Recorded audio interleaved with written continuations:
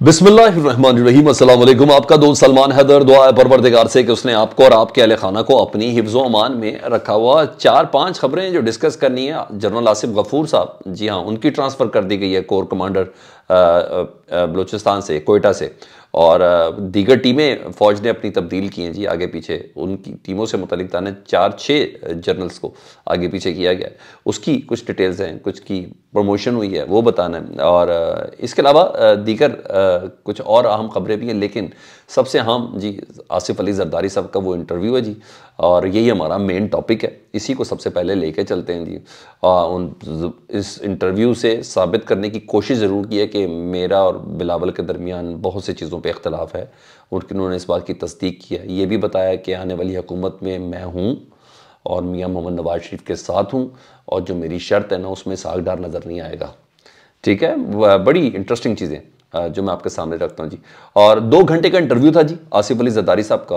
और आसिफ अली जरदारी साहब ने ना सिर्फ मौजूदा सियासी सूरत हाल पर बात की, वाजे किया, मुस्तकबिल को वाजे किया, और हुकूमत साजी तक के अमल को वाजे किया। मैं आपको बता दूं कि जिस तरह आसिफ अली जरदारी साहब सोच रहे हैं मेरा भी ख्याल है कि अगर वो तो खैर कुदरत और दूसरे मामला अपनी जगह पे, अगर जिस तरीके से सिस्टम लेके जाया जा रहा है, यानी वोट की कोई इज्जत ही ना हो और ये सब हो, तो ये बातें मुझे होती भी नज़र आ रही हैं। तो आसिफ अली जरदारी साहब ने वाजे किए हैं जी, हुकूमत साजी तक के मामला में हम हैं और वहाँ तक हम लोगों ने जाना है। बिलावल साहब से मुतलिक सवाल हुआ जी, आमिर मीर साहब ने किया। उन्हें कहा, वो कहते हैं कि बुज़ुर्ग सियासतदान बैठ जाएँ, मदरसों के अंदर चले जाएँ। यानी बिलावल साहब तो सीधा सीधा बाकी जमातों पर तीर बरसा रहे हैं, तो करना क्या है, इसका क्या मतलब है। तो आसिफ अली जरदारी साहब ने कहा, उन्हें कहा बिलावल अभी अनट्रेंड है, उसकी तो तरबियत ही नहीं हुई, मैं उसको ट्रेंड कर रहा हूँ। और जब बंदा ही ना तजुर्बेकार हो तो उसकी बात पे क्या यकीन करें। उन्होंने कहा, हाँ, तजुर्बा बहुत बड़ी चीज़ होती है, ठीक है। और आज के बच्चे तो ऐसे हैं जो बाप को कहते हैं कि बाबा आपको तो पता ही नहीं है। तो उन्होंने सबको नहीं कहा, मुझे भी बिलावल साहब ने ये बात कही है। हाँ, साथ साथ उन्होंने बहरहाल ये जेस्चर ज़रूर देने की कोशिश की कि बिलावल उनके कहने सुनने में नहीं है, और वो समझते हैं। और उन्होंने ये जेस्चर दिया प्रोग्राम में कि जी बिलावल से मैं मुत्तफिक नहीं हूँ जो बिलावल बातें कर रहे हैं। हाँ, वो ये भी कह रहे हैं कि मैं बिलावल को मना भी नहीं करूँगा, और वो इस बिना पे कह रहे हैं कि ज़िद्दी बच्चा है। वो कॉल उनके कहते हैं ज़्यादा करूँगा तो पार्टी छोड़कर चले जाएगा, जाए हम अपनी पार्टी संभाल लें। हाँ, इशारे शुरू उन्होंने पूरे दिया। उन्हें कहा टिकट जो है ना वो भी मैंने ही देनी है, इवन बिलावल को भी टिकट मैंने देनी है। मैं Pakistan Peoples Party parliamentary incharge PPP वाला चेयरमैन हूँ। बिलावल तो पाकिस्तान पीपल्स पार्टी का चेयरमैन है, तो हत्ता कि बिलावल को टिकट भी मैं ही दूंगा। यानी वो बता रहे हैं कि असल पावर मेरे पास है, और जिन जमातों के साथ उन्होंने मुस्तकबिल में हुकूमत बनानी है, ऐसा ही है ना, ये तो सब आपको पता, थोड़ा बहुत तो शशका देना होता है कि उसने ये कहा, उसने ये कहा, वो ये कह रहा है। तो उन्होंने बताया जिन जमातों के साथ उन्होंने हुकूमत बनानी है ना, तो वो बिलावल की बात का माइंड ना करें, असल ताकत मेरे पास है, मैंने ही सारी टिकटें देनी है, मैंने ये सारे मामलात करने। तो बिलावल की बात का आपने गुस्सा नहीं करना, तो चल रहा है इसकी बात सीरियस नहीं लेनी। वो ये बताने की कोशिश कर रहे हैं बाकायदा। बलूचिस्तान के हवाले से सवाल किया जी, उन्होंने कहा बाप पार्टी और दीगर लोग तो आपके साथ शामिल हो रहे थे, तो फिर अचानक क्यों छोड़ गए। तो असल बात बता दी उन्होंने, जो हमें तो पहले ही पता थी, लेकिन उनके मुँह से सुनी तो ज़्यादा मज़ीद अथेंटिक होगी। वो कहते हैं कि बलूचिस्तान के लोगों की मजबूरियाँ हैं, यानी बाप पार्टी और दीगर लोग जो, उन्होंने कहा इनकी मजबूरियां हैं, ये मजबूरियों के तहत जहां इनको प्रोटेक्शन मिलती है, हमारे बलूचिस्तान के दोस्त वहां चले जाते हैं। और आपको पता है पाकिस्तान में प्रोटेक्शन कौन देता है, आपको पता है पाकिस्तान में शेल्टर कौन देता है। तो उन्होंने बता दिया कि जनाब जिनके पास इनकी चीज़ें होंगी, केसेस होंगे, कमज़ोरियाँ होंगी, जो कुछ भी होंगे, उनसे प्रोटेक्शन मिली, तो उन्होंने जो कहा फिर उन्होंने वो किया। ये जरदारी साहब खुद बता रहे हैं जी। और आइंदा का मंजरनामा जरदारी साहब ने बहुत तफसील से बताया और बड़ा कैटेगोरिकली क्लियर बताया। और उन्होंने बताया जो हम सब भी जानते हैं कि कोई भी जमात 2/3 अक्सरियत तो क्या सादा अक्सरियत भी हासिल नहीं कर सकती, और यही पाकिस्तान का मुस्तकबिल है। इसलिए कोई बड़ा फैसला नहीं कर सकते, इसलिए हम कोई बड़ा डैम नहीं बना सकते, इसलिए हम कोई भी ऐसा काम नहीं कर सकते जिसमें काला बाग हो, या कोई बड़े बड़े नहीं कर सकते, जानबूझ के लंगूर लमकी भी लटकी हुई बेवकत किस्म की हुकूमत। क्योंकि सादा अक्सरियत तो है ही किसी 2/3 अक्सरियत तो वैसे भी पाकिस्तान की सियासत के अंदर उस सियासी जमात की मौत है कि वो इतनी बड़ी वाज़ेह अक्सरियत ले रहे हैं, कोई इतनी ताकत रख ले। नहीं, ये आज तक हुआ नहीं, हमने यही देखा। इवन एक बार नवाज शरीफ साहब के साथ भी हो चुका है, और बेनज़ीर भुट्टो साहब के साथ भी हो चुका है, और इमरान खान साहब का भी हाल आपने देखा हुआ जी। तो ये तो, और इससे पहले की भी हिस्ट्री इसी तरह ही है। तो उन्होंने कहा 2/3 अक्सरियत तो बहुत दूर की बात, 172 नशिस्तें तक कोई हुकूमत, कोई पार्टी नहीं ले सकेगी। आइंदा आने वाली हुकूमत मखलूत बनेगी, और अगर मखलूत हुकूमत बनी तो वज़ीर ख़जाना हमारा होगा। उन्होंने बता दिया कि भाई मैं आपको पहले ही बता रहा हूँ, इसहाक डार साहब फारिग हैं, कम अज़ कम इतनी बड़ी शर्त रखी उन्होंने सौदेबाजी की कि भाई हमारा वज़ीर ख़जाना होगा, तो छोटी मोटी जगह पे नहीं आना, वज़ारत ख़जाना लेनी है पीपल्स पार्टी ने। ठीक है जी, अंदाज़ा है ना, नविश्ता दीवार पड़ा कि जी भाई तैयारी सारी मियाँ साहब के लिए हो रही है, तो भाई पीपल्स पार्टी को क्यों वज़ारत उज़्मा मिलेगी? उनके लिए क्या हुआ, सारी मेहंदी बरात सेहराबंदी ये सब कुछ तो उधर हो रही है।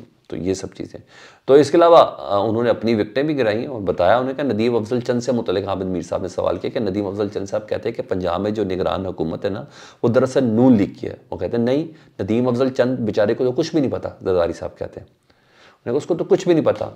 मोहसिन नकवी आज भी मेरा बेटा है, मैं उसको आज भी बेटा समझता हूँ, मेरा बेटा ही है। ठीक है जी। फ़रतुल्लाह बाबर साहब से उन्होंने मुतालिक बताया, जो तर्जुमान है पीपल्स पार्टी के। उन्होंने कहा उन्होंने इस्तीफ़ा दे दिया है, ज़ाहिर बात है पार्टी के अंदर इख्तलाफात तो हैं, तो हाँ मैंने अभी तक इस्तीफ़ा कबूल नहीं किया। अपने केसेस से मुतालिक बताया कि आपके केसेस अभी तोशा खाना वगैरह वाले रहते हैं, वो गाड़ियों शाड़ियों वाले। उन्होंने कहा मेरा कोई केस भी नहीं बंद हुआ, मेरे तमाम के तमाम केसेस चल रहे हैं। मतलब ये जो सबको साथ लेके चलने वाली बात कर रहे हैं ना, वो इसी वजह से कर रहे हैं कि किसी वक्त भी गिच्ची दबोची जा सकती है ना केसेस की बिना पर। तो मगर उन्होंने कहा सबको साथ लेके चल रहे, तो इसी वजह से चल रहे हैं। थोड़ा डरा डरा वाला काम है। हाँ, वो ये ज़रूर कह रहे हैं कि मेरे ख़िलाफ़ नवाज़ शरीफ ने कोई केस नहीं बनाया, मेरे ख़िलाफ़ इमरान खान ने केस बनाया। मैं हंसूँ इस बात पे, क्या करूँ। हालांकि चौधरी निसार साहब और उनकी टीम जिस तरह लगी हुई थी जरदारी साहब के ऊपर केस पे केस बनाने में, एतजाज़ हसन का रोज़ इनके साथ पड्डा होता था। वो ये जरदारी साहब जो कहते थे कि मैं इनको रुलाऊँगा और ये है वो है और ये मेरे घुटनों में पड़ जाएंगे और ये सब करेंगे, तो ये वही कहते थे ना, भाई मुझे ये बता देना वो अयान अली वाला केस किसने बनाया हुआ है, वो है क्या चीज़ है, उसके पीछे कौन था। चौधरी निसार साहब भी थे ना, मुस्लिम लीग नून थी, ये सब चीज़ें। खैर छोड़ें बस। मगर जरदारी साहब मुझे डरे डरे लगे हैं इस इंटरव्यू के अंदर मुझे, क्योंकि वो नवाज शरीफ साहब की खुल के मुतल्लिक उनसे भी मुतल्लिक बात नहीं कर रहे। वो मुस्तकबिल के मुतल्लिक भी बता रहे हैं कि मखलूत हुकूमत है, मेरे पास इतनी अक्सरियत नहीं होगी, लेकिन कुछ भी हुकूमत साजी में मेरा किरदार होगा, इसलिए वज़ारत ख़जाना मेरे पास होगी। ये सब चीज़ें बता रहे हैं। चलो यहाँ तक तो मैं इनको लेके चलता हूँ। उधर फ़ौज ने अपनी टीम में जनरल आसिम मुनीर साहब ने, आर्मी चीफ ने, उन्होंने अपनी तब्दीलियाँ की और कुछ तरक्कियाँ दी हैं। 4 मेजर जनरल को लेफ्टिनेंट जनरल के अहदे पर तरक्की दी है। मेजर जनरल शाकिर खटक, मेजर जनरल अवैस साहब जी, अवैस दस्तगीर, मेजर जनरल अकील और मेजर जनरल इमदाद अली, इन सबको लेफ्टिनेंट जनरल बना दिया गया है। और इसके अलावा सबसे बड़ी अहम पोस्टिंग जो की है ना, जिनके मुतालिक जी हाँ बड़ी दुनिया जाना जाती है, लेफ्टिनेंट जनरल आसिफ गफूर साहब जो कोर कमांडर कोयटा हैं जी, उनकी ट्रांसफ़र कर दी गई है जी। उनको बलूचिस्तान से NDU का चेयरमैन बना दिया गया है जी, नेशनल डिफेंस यूनिवर्सिटी का चेयरमैन बना दिया गया। तो ये तो होगी ये वाली ट्रांसफ़र है। और इसके अलावा पाक फ़ौज की जो फार्मेशन कमांडर की जो इजलास हुआ था कल, एक और कमांडर होता है, एक फार्मेशन कमांडर, जिसमें ब्रिगेडियर लेवल तक के लोग भी होते हैं, मेरे ख्याल फुल कर्नल भी होते हैं उसके अंदर।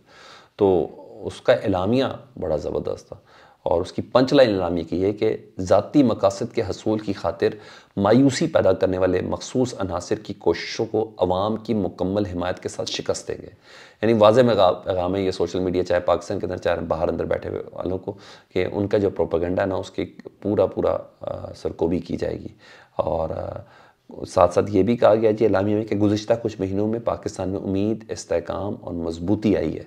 गुज़िश्ता कुछ महीनों की निस्बत गैर मुस्तहकम करने वालों से रियासत सख्त हाथ से निपटेगी। तो ये वाज़ेह पैगाम बिल्कुल क्लियर तौर पे यहाँ दे दिया गया है। यहाँ ये चीज़ हो गई। आखिर में आपको ज़रा मैं काजी फ़ायज़ साहब को बता दूँ, मैंने बताया था ना कि वो फैसला करने के पूरे प्लान में 190 मिलियन पाउंड, जी हाँ, वो जो 480 अरब रुपए जी सुप्रीम कोर्ट वाले अकाउंट की वाली बातें, तो वकील ने बड़े दलाइल दिए। उन्होंने एक स्टेज पे कहा कि जो ज़मीन वाले हैं उनको दे दिया जाए। तो हालांकि मशरिक बैंक का उन्होंने नोट भी दिखाया, लेटर भी दिखाया, जिसमें कहा गया कि अपनी मर्ज़ी से जमा कराएं, तो किसी मजबूरी के तहत या किसी ऐसा नहीं दिया। तो अदालत ने फ़ैसला दिया है कि जी सुप्रीम कोर्ट के अकाउंट से पैसे ये सिंध हुकूमत को जाएंगे। अब सिंध हुकूमत में इस वक्त निगरान वज़ीर आला है जी, और निगरान वज़ीर आला साहब ख़ुद जस्टिस हैं जी, जस्टिस बाकर साहब। अब देखें वो इन पैसों का क्या करते हैं। यही खबर है। अपना बहुत ज़्यादा ख्याल रखें। अल्लाहुम्मा सल्ली अला मुहम्मद व आले मुहम्मद।